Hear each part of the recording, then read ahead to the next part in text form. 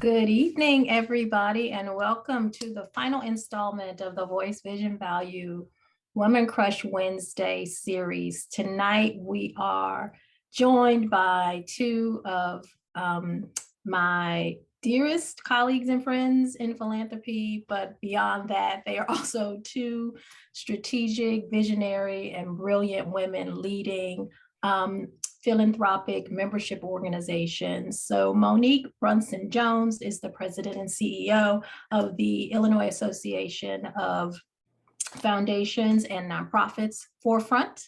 And we have Janine Lee, the president and CEO of the Southeastern Council of Foundations. And I want to say to both of you, it really means a lot for you to be with us tonight for two very special reasons. Janine, I don't know if you recall, but you were one of the first people I met in philanthropy. It was at a GEN conference in Kansas I remember like this. 21 years ago. Yeah. And I was nervous and I was very unsure of myself, but you were so kind and welcoming to me as someone new to the field, and that has never changed. You've continued to be available and accessible to me at some of the most frightening and beautiful moments over my career, and I really appreciate that. And so having you here with me to celebrate the release of this report and share your wisdom and reactions with all of us is super special. And then Monique Brunson-Jones, we came to know each other sort of midway in my career, but Monique was one of 4 or 5 women in the room 2 years ago when this idea to create a narrative project for Black women in philanthropy was first seeded. So you were in the room with Nicole Robinson, who is now the president and CEO of the YWCA Chicago, Deborah Bennett from Hope Foundation was there with us. So was Janice Dunbar from MacArthur, and Sharon Bush from Grand Victoria. The whole Chicago contingent. The whole Chicago crew was there to sort of help fill out this idea and plant some seeds of wisdom. And so to be here with you 2 years later. It seems like longer ago. Yeah, it seems like it was longer than 2 years. Wow. 2 years ago. So those are the moments that you were both there for me at different points in my career. And then here you are tonight to be with all of us. And I want to welcome the audience of folks who registered and logged in to be with us and experience this conversation. And before we get into our reflections from the year, our hopes and dreams for Black women in philanthropy going forward, and sort of digging into the report, I want to give you each some time to introduce yourselves more formally. And this is the question that, I asked you all to sort of take a few minutes to tell us who you are, what you do, and why it matters for Black women in philanthropy. So I will give Janine the floor.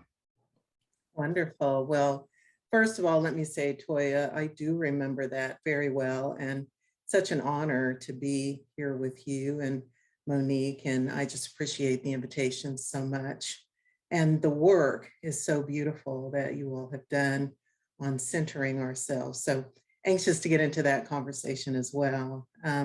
So let me start out by just saying that, I've decided to kind of share a little bit more about myself, a little bit more deeply in the few minutes that I have. My father told me when I was much younger, a child before his death, he told me that I was the stars, the moon, and the light. And we had so little when I was growing up that I held on to that.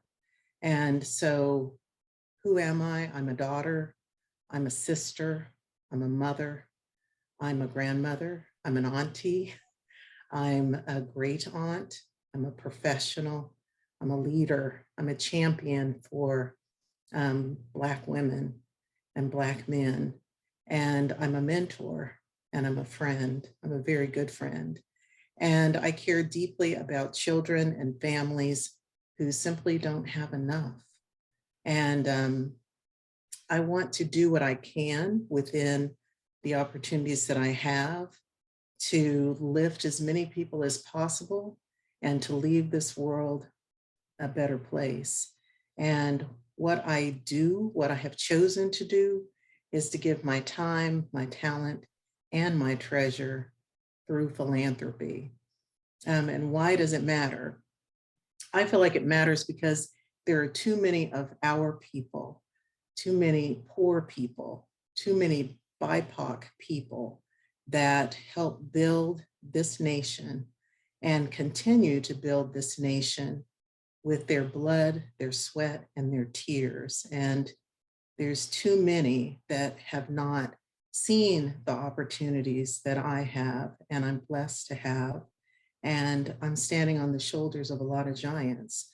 My grandmother was a domestic. My mother never in her life made more than $15,000 a year. And she raised 6 of us. And so I feel that I have an obligation to family and community that is foundational to who we are as Black people. That's who I am and why it matters. So thank you for the question. That was Thank beautiful. you. Thank you. Monique.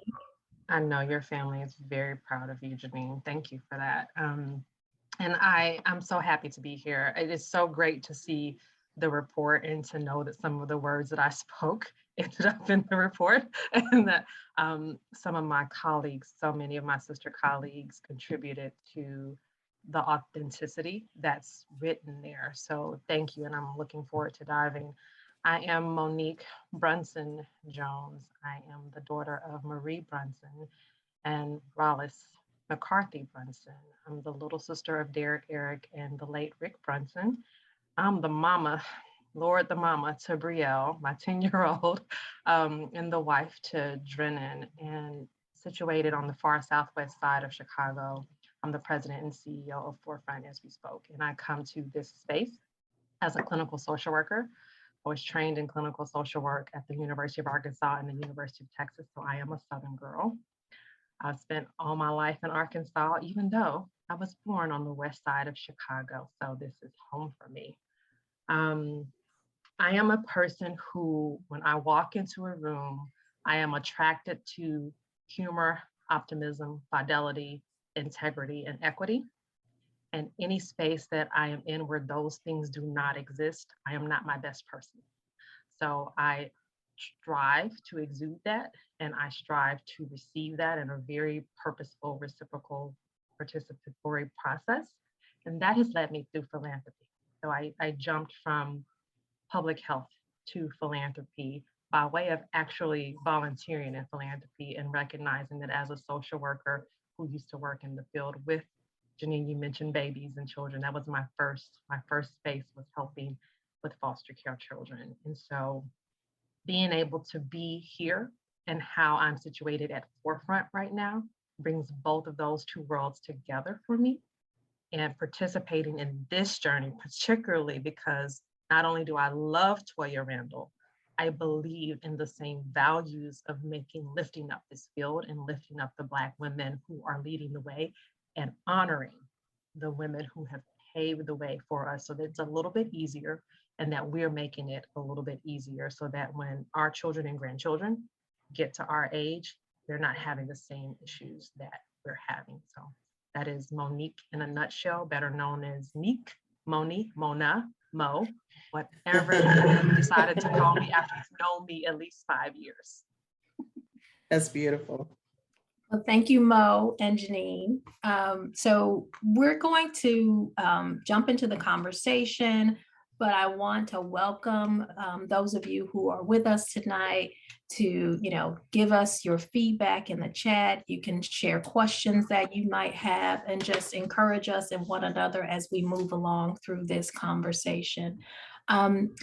Before we go any further, I do want to acknowledge Dr. Jessica Barone, who was the lead author of this report. And it has been so well received in the sector and beyond. I've said, you know, if there's something, everybody can pick this up and learn something, because these issues are not unique to Black women in philanthropy. And there are ways in which we all contribute to the challenges that are documented here. And the way in which this is organized and laid out is so beautifully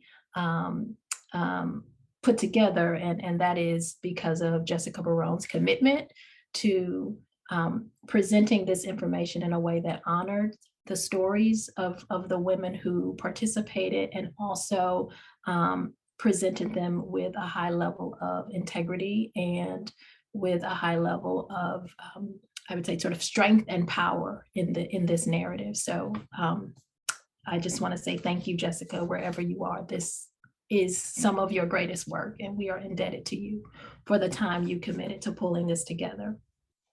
So the report lays out some of the sort of key characteristics that are unique to Black women, as well as opportunities that the field has to do better by us. And so one of the key findings that is here describes the unique ways in which Black women handle power, right? And the way in which we sort of hold our leadership in a way that is really bringing together all of the identities that we carry. And each of you, and even describing who you are, right? You didn't lead with president and CEO of this or a board member of that. You talked about your families, you talked about your community, your role as mothers and aunts and sisters, and even acknowledging the ancestors that aren't with us anymore. And so, you know, we sort of carry that sense of community and connectedness and the responsibility for those who are with us in our families and our communities, and those who helped get us to this point who may not be with us anymore. And so can you talk a little bit about, for each of you, how you hold power, right? You made it to the C-suite, but you've come through a career. Monique, you talked about being a social worker. And so you understand the unique challenges that systems involved children and families face. And Janine, you described growing up with very little, with both of your parents raising 6 children, but seeing nothing but possibility and promise, right, in you. So talk about the power, how you hold the power and share it in a way that you think is unique to Black women. You know, dare I say that there's no such thing as someone who holds power? Mm-hmm. Let me be real specific. As a social worker, one of the first things we're learned is the right to self-determination. And that is making sure that decisions are made by the people who are being affected by the issues. So walking into this work, understanding power, you have to be really smart in understanding that your power comes from your surroundings and knowing what you're good at, what you need to work in, and being confident enough to say you don't know everything and you need to be able to be very transparent. So for me, holding power is a process of understanding what everyone else brings to the table and then how to bring that all together. So if the 3 of us were on a board of directors, I would really need to understand what Toya and Janine brings to the table and have to offer for me to even feel that I can make some decisions and what power that brings. And so it's shared. I think we touched on that in the report. It's a shared event. It's a shared process. And then you decide what you can offer. And then in that, you understand how powerful you are when you've considered everything else in the room. Thank you. Thank you for that, Monique.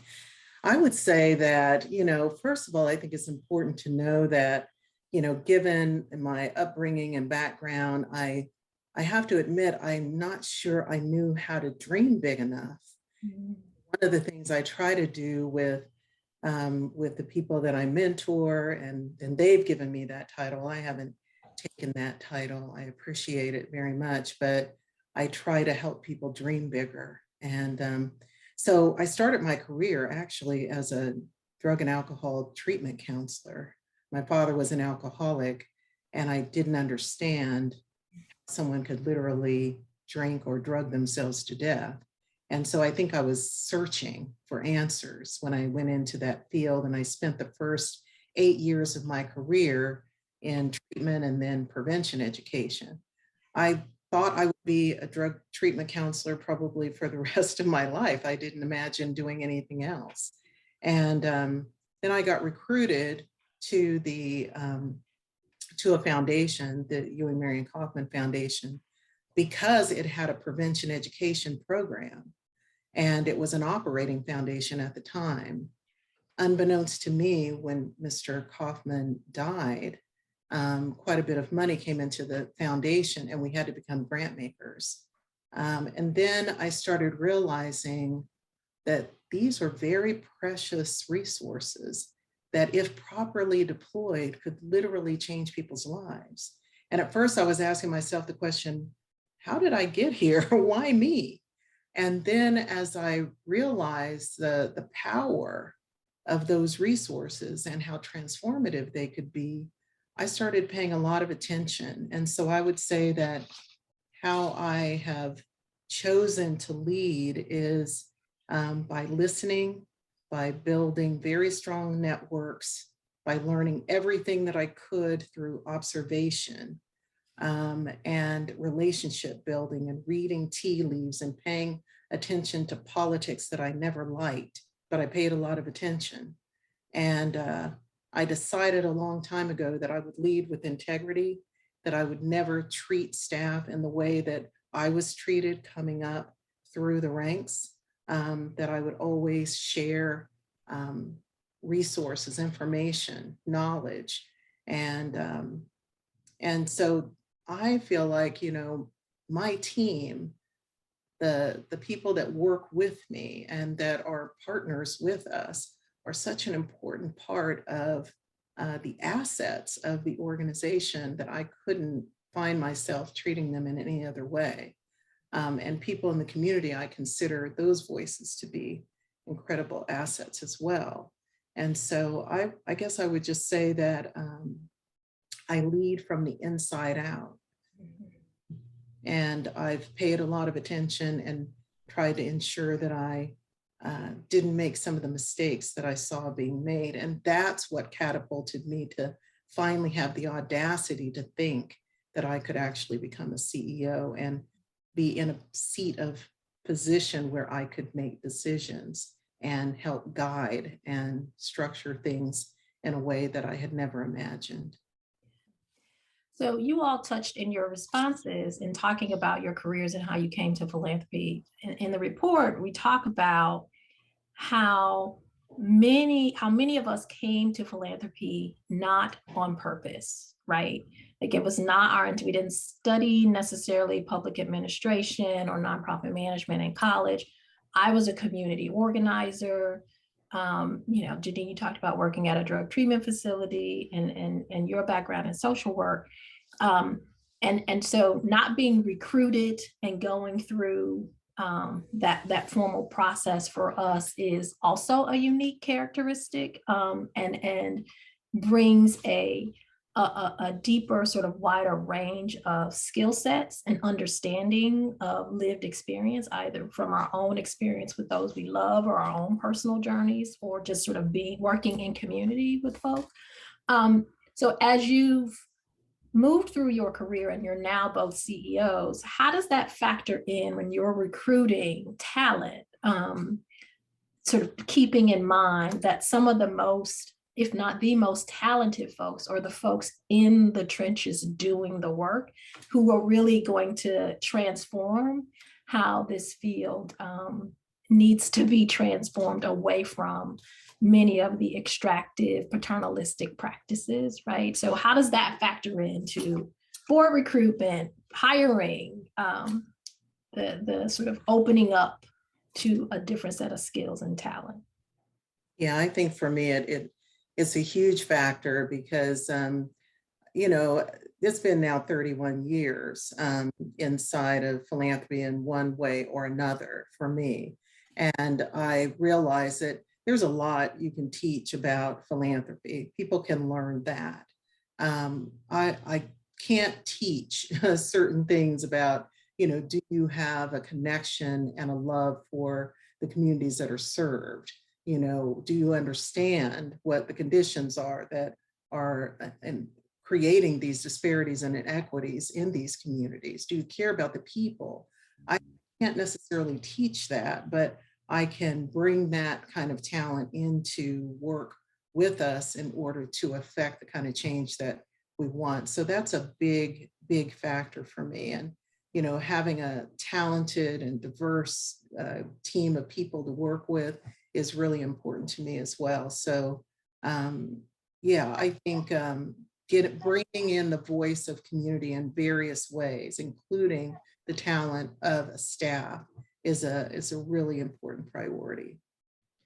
I agree with that. I think one of the things that we had to internally look at, not right now at Forefront as well as in my previous roles, was what we had in writing about our recruiting processes and how we wrote up job descriptions and qualifications and what mattered, how many years of education or experience we wanted someone to have versus being really authentic and transparent about what we were missing inside of the organization.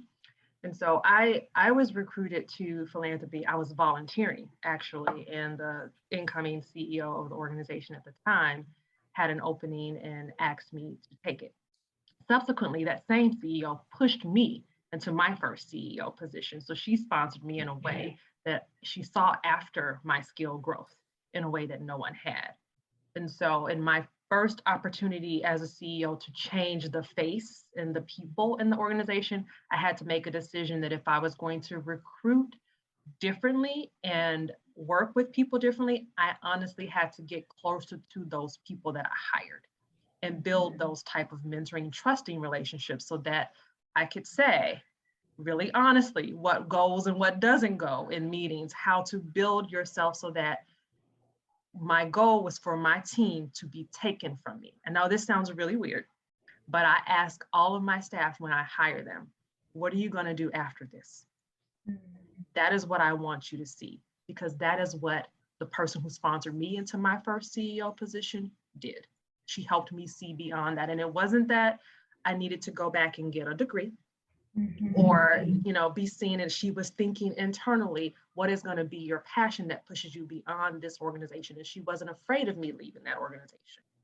So it's a whole thought process of how do you recruit people for their passion, support them in that, and then be okay with them leaving the nest, if you will, to bring you the best selves that they have. And that perspective has meant the world to me in this work. And I'm not upset when someone gives me their resignation because I know they're going to go do something better. And they did the absolute best they could do with us. And I've always thought about it in that way. And that's a little contradictory to what some of my board of directors have thought, but change is good. And I didn't prepare. I didn't even know what philanthropy was when I took the job, but I had someone who supported me through that. And so I look for those opportunities to support that same way. So you've talked about your sponsor, Monique, and Janine, you talked about being a mentor, and that's what they call you, not what you call yourself. So the idea of sponsorship and mentorship, right? Over my years in the field, I've had both, and I've supported others in both roles. Can you talk about for each of you the difference between mentorship and sponsorship, and what comes first? That's a great question. It is. Well, why don't I talk about mentorship first? Yeah, I feel like it's such a privilege and an honor for someone to reach out, you know, and engage you in a way that they believe that you can, in fact, mentor them. If I have a gift to provide someone and they're willing to receive it, some knowledge that I can share, some opportunities maybe that even exist, walking them through how to navigate some of these very difficult environments. And yes, it is predominantly African American women, young women, that will often ask if I would be willing to do so. And I always say yes. It's painful to hear what some of the challenges are. I know the challenges because I've been through all of them, and they don't just stop. I mean, I continue in different ways to go through some of these various challenges myself, and I've learned how to navigate them pretty well so that I'm able to share some ways that hopefully make it a little easier for someone else. I think I'm going to pause and let Monique talk a little bit about sponsorship, and then maybe we can come back together on that.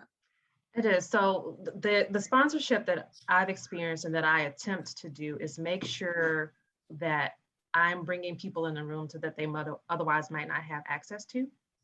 And that's what has happened for me. And sponsorship happens without you even knowing it sometimes. So if someone calls you and says, I have a ticket to whatever, do you want it? Or I know that there's this table happening in these conversations and they're missing your voice. Can you come? With a true understanding of what I have to offer to that. And mentorship on the flip side has been someone who knows me intimately that can sit across the table from me and say, Monique, straighten up your face. Things like that. And if you desire to be successful in this environment, let me help you with these, possibly either interpersonal or professional. So it goes the gamut from knowing how I am when I'm not my best to knowing what places to put me in. And I can say I have 1-2 sponsors or mentors, and they might not even know it.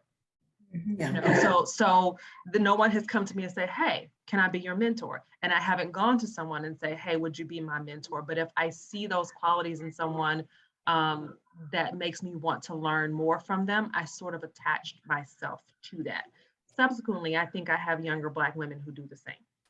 And that's great. Every once in a while, we may, go out to coffee, or they may be going through something in their organization and want to discuss it. And I'm absolutely happy to. But there's not a formal, thing. But there have been situations where I absolutely am sitting at tables and know that I have a colleague that needs to be there. And in my sponsorship way, I buy an extra ticket, or I open it up to bring someone along who I know needs to be there. And that's the most informal way that I know how to do it. Yeah. I think the examples of something as easy as, I have a ticket, would you like to attend this event, to something as difficult as observing something and sort of what did my grandma used to say, pull you to the side and let you know your slip is showing. Right. I do. So there's a interesting space. It's Chicago. So some of us end up at the same place at the same time. And it's almost like plan, sit in a different place. So we all get perimeters of the room, get you a good group of folks who can help give you those type of feedback points. And that's the world. Yeah. Yeah. So Janine, you touched on this, and there's a lot in the report about the difficult environments that we are navigating at any given moment.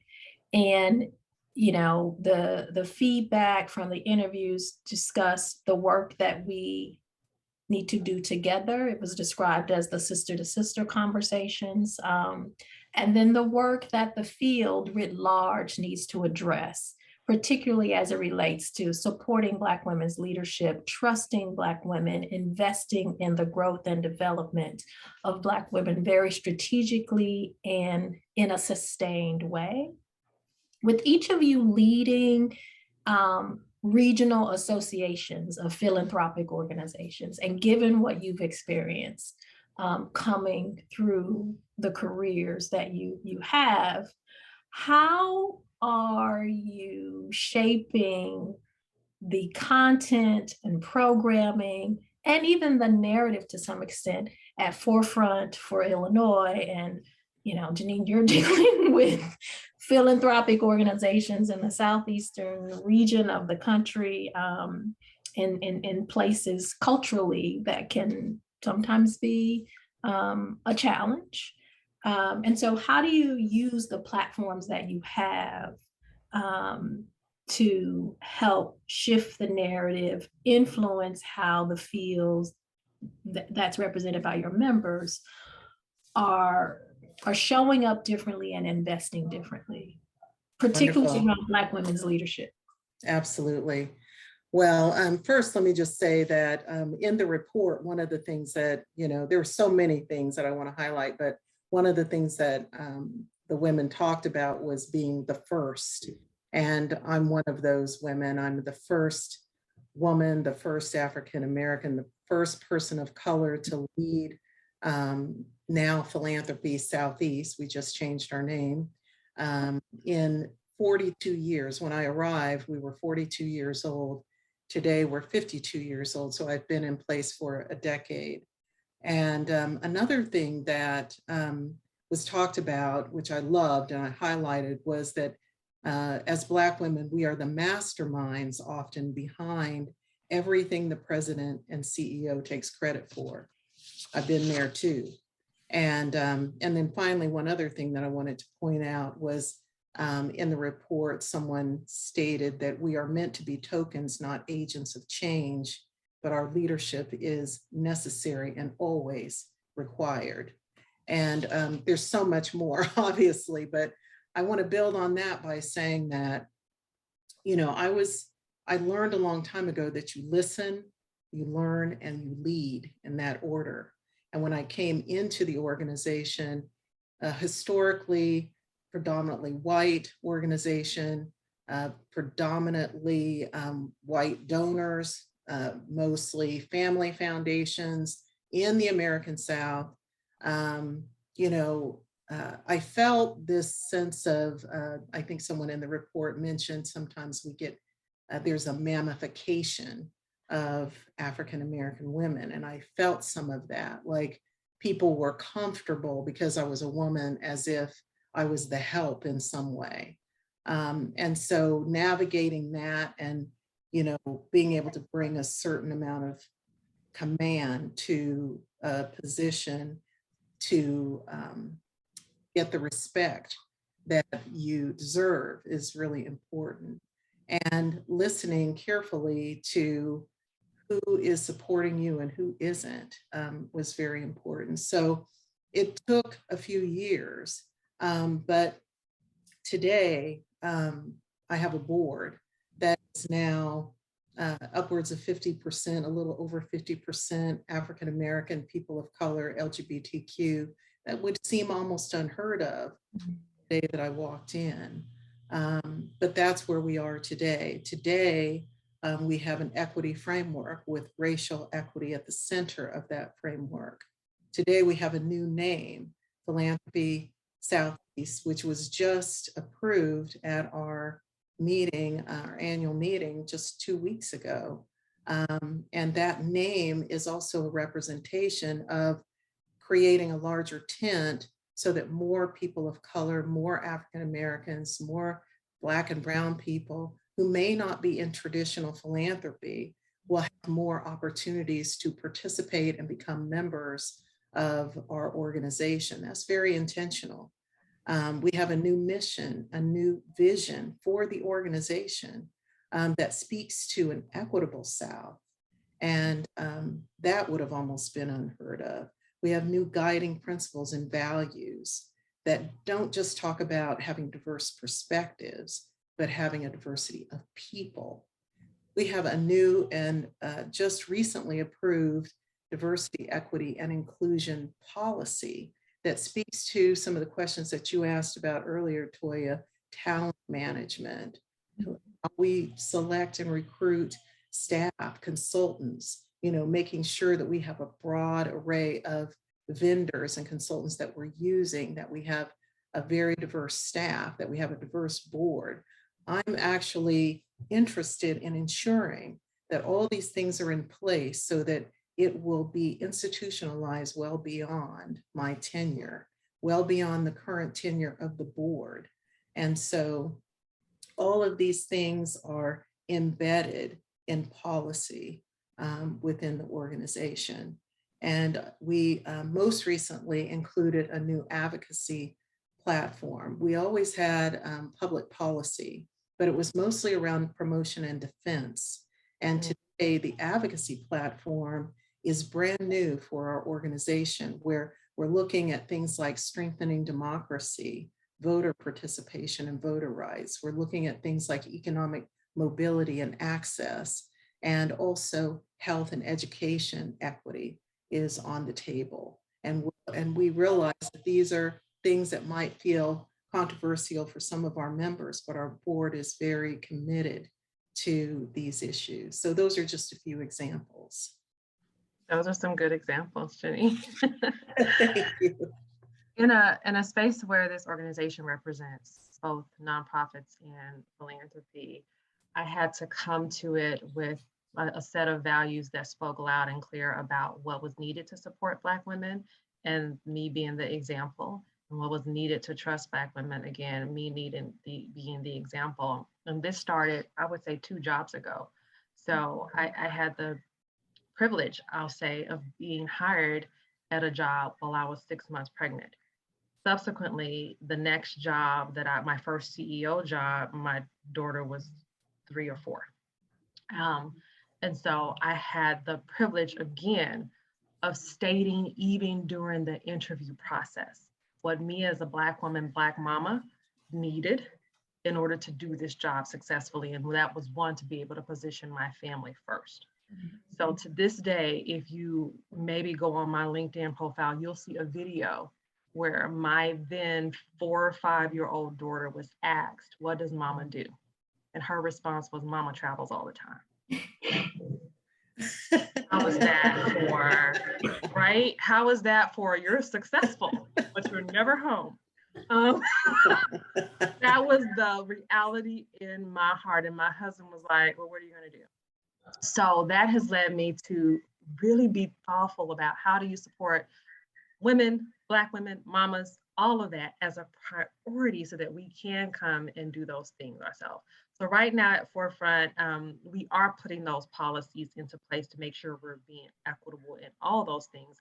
And I'm sitting in a space where I'm getting to help our philanthropy colleagues and our nonprofit colleagues have these discussions about sustaining organizations so that they can support Black women in leadership, and not just ask them their opinion, not just say, "Hey, can you come inform our grant making," to really honor and pay for the expertise, the content and context expert, and helping these tables come together is great.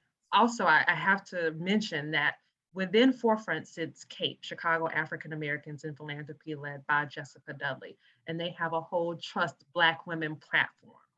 And conversations about what that means, how to do it tactically, what that means to honor Black women and the expertise that we bring, the lives that we live, and all the trauma that we have taken over the years because of it. If I could wrap that all in a toolkit and sell it, I would be a millionaire. But the space that all of us are talking about and that we read in the report about taking care of ourselves, that is what I'm leading with these days. And that's what I'm often asking my staff these days. How are you taking care of yourself? Forefront is not an emergency room. We are not operating on anyone. You do not have to be up all night. You do not have to work until you're crying. You do not have to wake up in the middle of the night upset about something at Forefront. However, if you are waking up because the surrounding community is suffering so bad, let's talk about it. Let's figure it out. Let's bring the right people to the table and make sure that we're supporting. So I'm going to come to you, Janine, to get a copy of your policies and procedures. And you know that I'm going to share them with you, Monique, anything you need. It's just a process. We're working internally right now with our racial equity committee, the board-led committee, externally the same thing, to be that resource for Illinois. And it's been fascinating in my 11 months here to hear the needs and be able to navigate those spaces with our colleagues. Yeah. That's wonderful.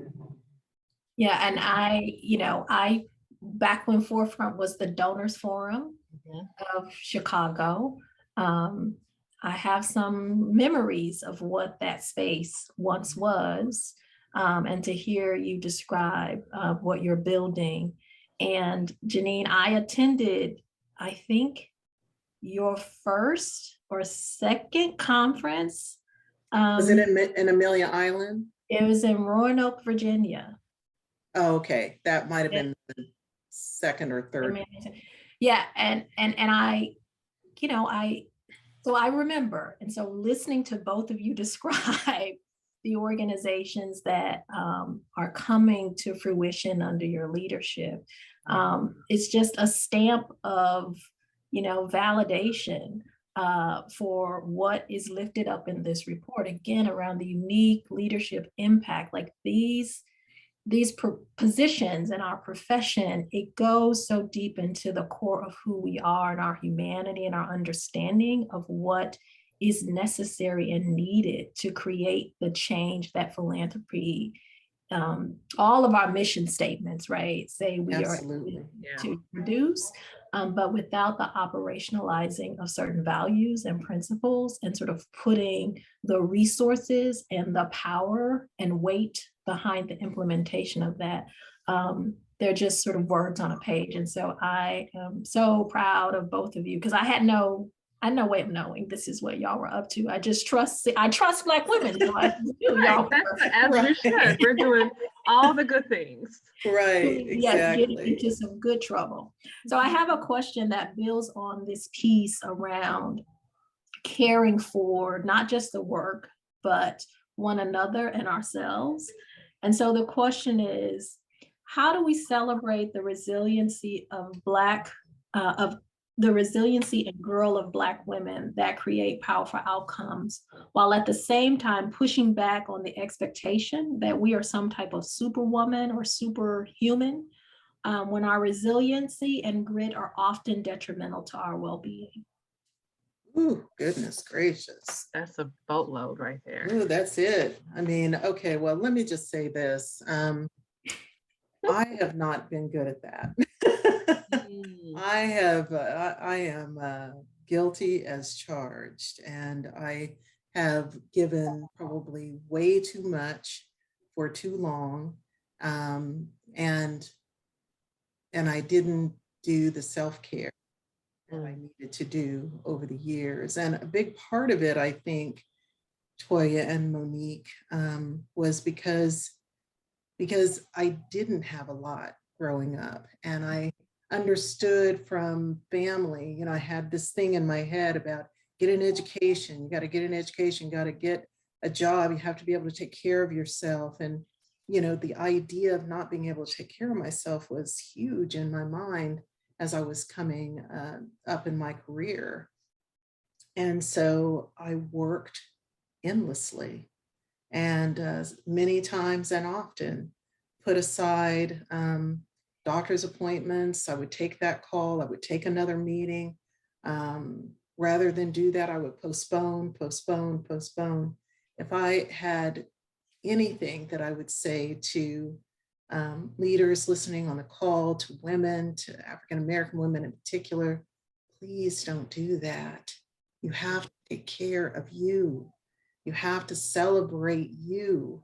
You have to be there for your family. I'm with you, Monique. I think my sons, and I have a 38-year-old son and a 27-year-old son. I think they just figured out a year ago what I do because I traveled so much. And I've been home with this pandemic, working from home, and they've actually really enjoyed just being able to spend time with me. But, if I had a regret, and I don't have many, it would be just that. But I will tell you that while I haven't always demonstrated the self-care for myself, I've certainly always been very sensitive about that for the people that work with me and that I surround myself with. what I think I've realized, even just more recently, is it doesn't do a lot of good to, communicate to others what they should do if they see you doing what you're doing. And so I've worked really hard over the past few years to change that. But celebration, I love that theme in the Centering Ourselves report. I love that because we have to celebrate who we are. We have to take the time to just take a breath.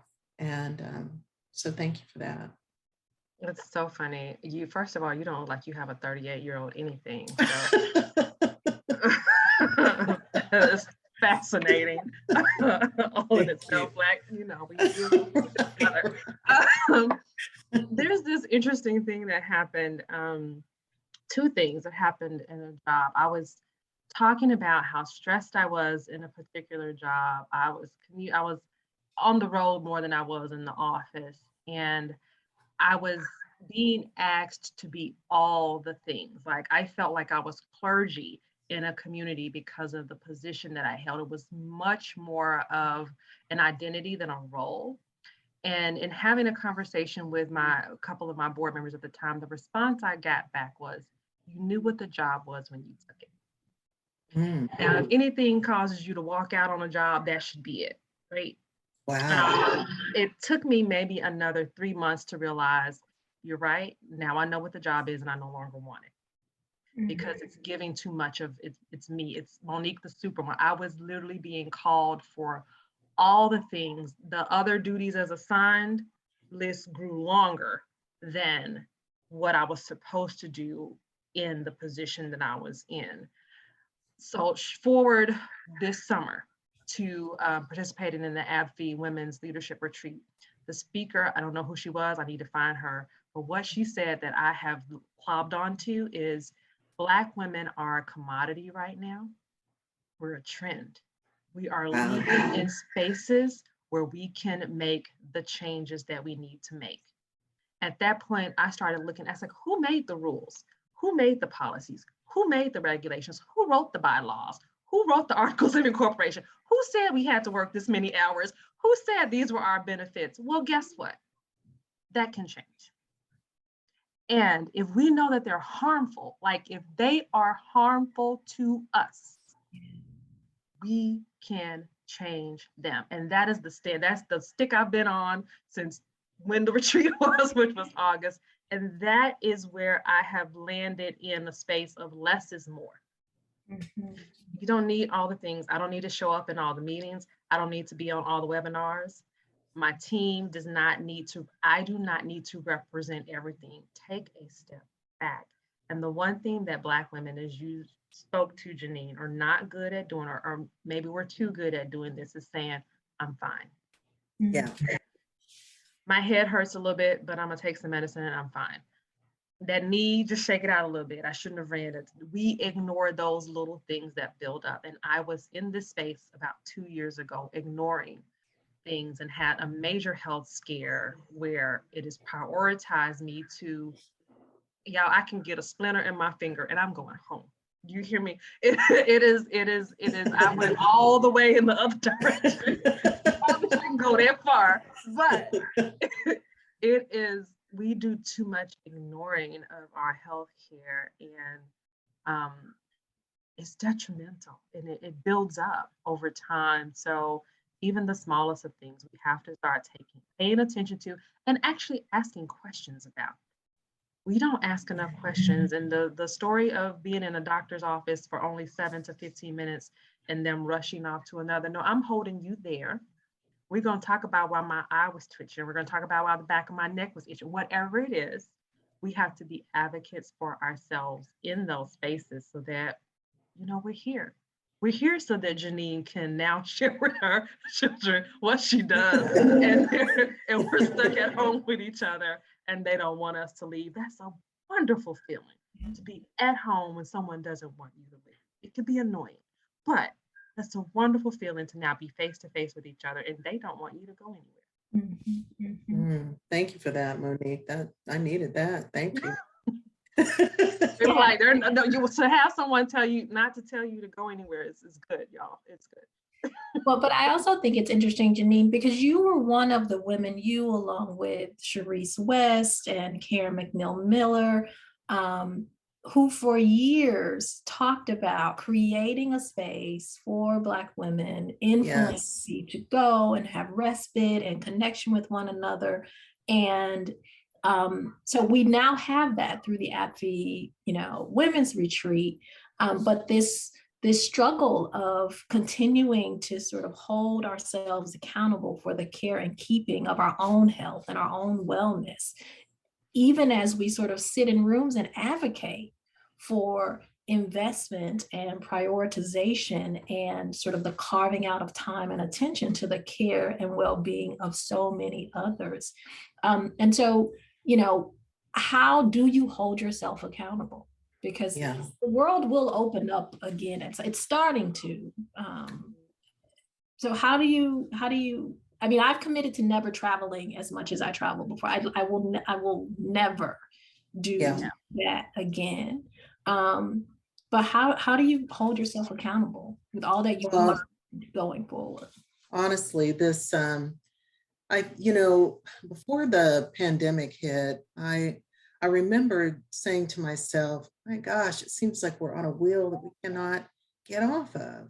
Mhm. It's just very difficult. Once you get into these patterns, it feels difficult to move outside of those patterns. And like both of you, I mean, I wanted to be represented. I wanted to make sure that we were represented. I didn't want to put the pressure on my team to have to travel too much, especially young leaders with young families and those kinds of things. And given that my kids were grown and I could travel a little more freely, I would put even more pressure on myself to be represented. And so, like you, that won't happen anymore. This time that we've had to really, that I've had for a lot of self-reflection, and I was sharing with both of you as we were getting started that I have some personal health related issues that I now can no longer set to the side. I can't postpone another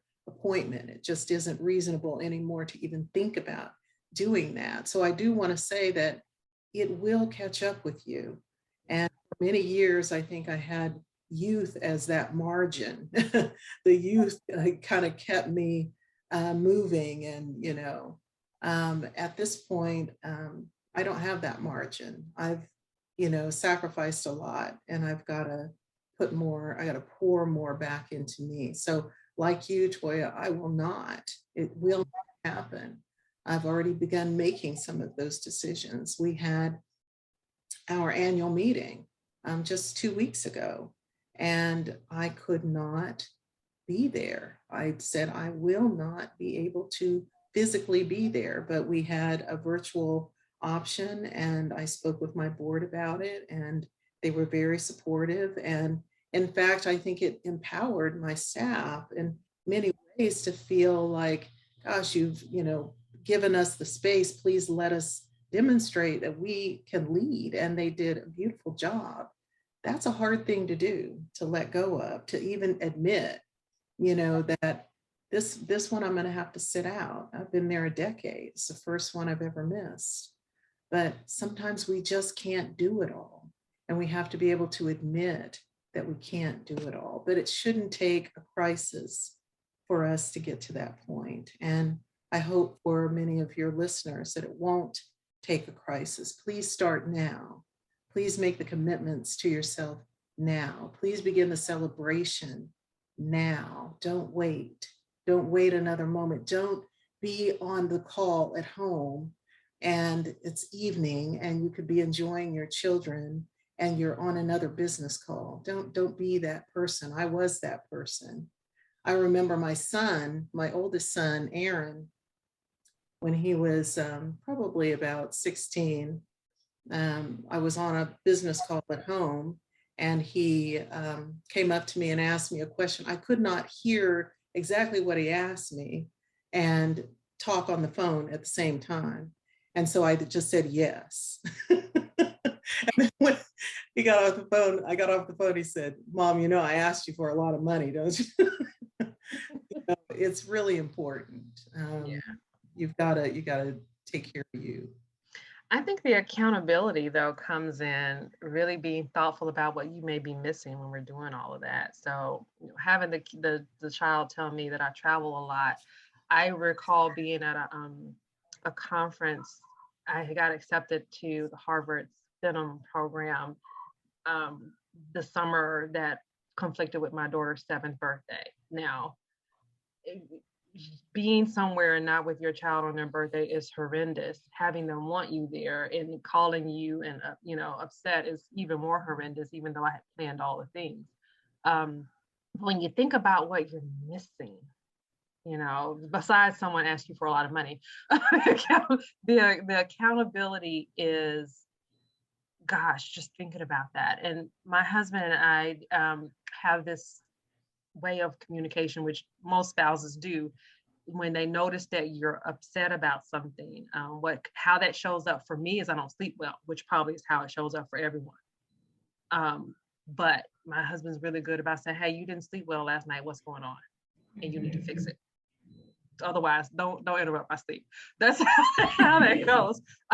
So being in relationship with people who know when you need to slow down is a really good accountability measure, whether it's your girlfriends that say, hey, you need a drink or you need a vacation, whether it's your coworkers in your board that also see that. It's really a good relationship to have with people so that someone else may see what you don't see and help rein you in. If I could just add one more thing, because Monique, you stimulated this story that I'd like to share very quickly. Like you, I had many, many opportunities, and one was the opportunity to have my MBA paid for by the foundation that I was working at. They asked me when my son was 2, my youngest son, Devin, and I said, gosh, it's just not, the timing isn't good. But then they came back again when he was 3, and I felt like, I don't know how long this opportunity is going to be here. I better take it. Well, it wasn't going to give me any opportunity to work less hours. In fact, it was an executive MBA, so that meant that I would be, using study time and spending a lot of time on the weekends with teams to be able to complete the coursework over 2 years. And I did take advantage of it. It meant that I was working basically 40 plus hours a week, plus spending all the time on the weekends to finish the MBA. And there was a global program that I participated in as well, an international business program that was associated with it. So I made a lot of sacrifices in order to do it. Fortunately, I have a large family. My ex-husband had a large family that was helping to support the kids as well. But I was married at the time. And when I walked across that stage to get my MBA, and I got that, within the next few months, I was also sitting in an attorney's office, getting a divorce. So I just want to say, when you talk about the things that you will, leave behind, or the things that you lose, the losses can be great. The successes are one thing, the triumphs of, a career, is one thing, but what are you going to leave behind in the midst of all that is another. Mm-hmm. That's a really good point. Thank you, Janine and Monique, for sharing so much of your head and your heart in this conversation. But again, we bring our whole selves, and we bring our whole selves in ways that we believe will be contributing and valuable and additive to the work and to the folks who are looking to us for all kinds of support, right? And so the folks listening in on this conversation are gaining such wisdom because of the vulnerability that both of you have shared. And so we're gonna get ready to wrap up. But one of the things I said to both of you in sort of the building and growing of voice, vision, value, a guiding principle is that we will not do anything that doesn't bring us joy. Right? Like if it's too hard, we're not going to do it. because as women, but particularly as Black women, there's so much that we carry that brings challenges and difficulties to our lives and to our experiences. And so this is a place and a space where, you know, we want to celebrate and uplift ourselves and one another, and find some joy and love and happiness, as Al Green would say. Yes, absolutely. You gotta Now say I it have like that Al song Green, in my though. mind. You gotta say it like Al Green. You can't say it like Love and happiness. that. Right. So one of the things so the report has been a wonderful gift to the field. And again, want to thank Jessica and all the women who contributed. But we, this week, kicked off the launch of the book project, Monique, that we started this journey thinking we were creating, but we have something much bigger now. And so we're gonna pull together a book next year about Black women in philanthropy, and we're gonna focus on 10 regions and communities of Black professional women in those regions. And that project really is going to be a celebration with beautiful images and stories. And so as you think about, you know, these themes of trusting Black women and supporting Black women and celebrating Black women, and even sort of the documenting and the research that sort of validates and substantiates our contributions, right? Like, what is your dream or wish for Black women? Given all you've experienced and all that you hope to contribute going forward, what is your wish for us? Gosh, I have so many wishes for us. I want us to love ourselves more. I just want us to do that. And I feel like we give so much of ourselves away. Got to hold on to some of ourselves and keep it for us, and recognize, you know, the strength and the love and the power and the light that we have. And, you know, we give it away in relationships, we give it away, you know, in family situations, et cetera. And we've got to hold on to some of that and give it back to ourselves. So my wish for us is that we just love ourselves more, and that we believe in us, because look at us. I mean, we are amazing. I love one of the things in the report about, you know, we are the MVPs, you know, and yes, we are. We outpace the field. Yes, we do. You know, there's so much to celebrate. Let's hold on to some of that love for ourselves. Mm-hmm.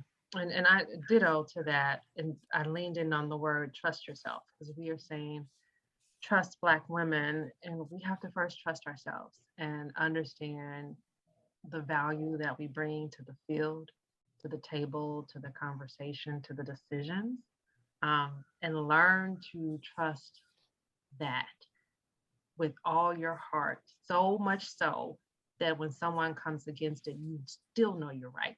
They can have all their opinions, but you, as the content and context expert of your own life and own experiences, are more valuable than any data points, any decisions being made in a boardroom without your perspective. So it is a process that I wish for women, I wish for every woman, but for Black women who are often questioned over and over and over again about our decisions, to trust that you're making the right decision, and you're doing that from a space of authenticity and realism that is so real that it can't be questioned. Oh my God, these are such good nuggets. Love ourselves more, hold on to some of ourselves and keep it for us. And then you are the content and context expert of your life. Like, did y'all just make that up? Write it down in the front of the next book. You have to. I just feel it. Yeah, you know this. We have our conscious tells us. You know when you've walked into a room who your fans are, who your foes may be, and may turn. That is a space where you have to lean into and trust before you. That's right. Your full self. Yeah. Well, I am a huge fan of both of you. You all have always been so kind and generous to so many. And I just thank you both for making the time, and always always saying yes, and always showing up from a place of love and light and commitment to doing good work and doing work in service of our people, in ways that really do set you apart and that are representative of so much of what was lifted up in this report around what makes us unique and special, and our leadership archetype, um, so different from what has been modeled for us. And clearly, in what you've described, your growth and development and commitment in your personal lives and what you are doing to change the field at Forefront and at Philanthropy Southeast. Yes, you got it. You got it. It speaks volumes to who you are. And so clearly you are clear that you are the content and context experts of your lives. T-shirt now. I'm gonna go make me a T-shirt. That's amazing. That is amazing. So you will be seeing that on an infographic with your image, Monique, in quotation marks, and this sort of holding on to some of ourselves, yes, is so important. So thank you both. Thank you, Toya. All that you do. I want to just express a lot of love for both of you ladies, and just know that if you ever need me, I'm here for you. And Monique, I'm going to look forward to following up with you. And really, I just want to be your friend. Can we be friends? I know, right? We're friends. I wish you all well throughout the holiday season. And if we've learned nothing else from this past 2 years, learn to love on each other as best we can. Absolutely. Get in that space where you don't want folks to walk away. Absolutely. Thank you both so much. Love you. Love you too. And love you too. Thank you all for joining us. Continue to follow us on social media. Look for more information about the Voice Vision Value book project. We're looking for co-curators in regions around the country to help us pull together Black women to tell those stories. And yeah, this has been fantastic to be with y'all this year, to be in community. Every day I get to talk to a Black woman about something amazing that she's doing in the field and beyond. And so I treasure your friendship and your support, and look forward to seeing you in the new year. Yes. Happy New Year. All right, everybody. Yes. Happy holidays. Take care of yourselves and one another. Bye-bye. Bye-bye.